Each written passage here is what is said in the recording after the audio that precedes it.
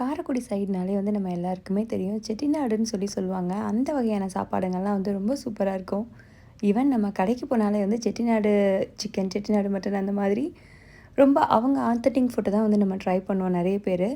So அங்கே உள்ள பாத்திரங்களும் அப்படிதாங்க. அவ்வளோ சூப்பராக இருக்கும். எல்லாமே வந்து பார்த்திங்கன்னா ஒரு ட்ரெடிஷ்னலாக அப்படியே பண்ணிகிட்ருக்க மாதிரி ரொம்ப அப்படியே பழமையான பொருட்கள்லாம் நல்லா இருக்கும். ஸோ சாந்தி சொன்னாங்க இந்த கடை வந்து ரொம்ப ஃபேமஸான கடை இங்கே. இங்கே உள்ள பாத்திரங்கள்லாம் வந்து பார்த்திங்கன்னா அவ்வளோ நல்லா இருக்கும் அப்படின்னாங்க.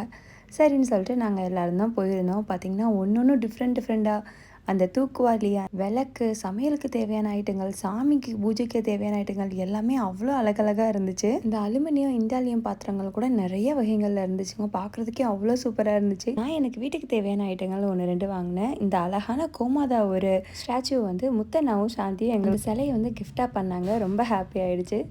ஸோ இந்த வீடியோ உங்கள் எல்லாருக்கும் யூஸ்ஃபுல்லாக இருந்திருக்கும்.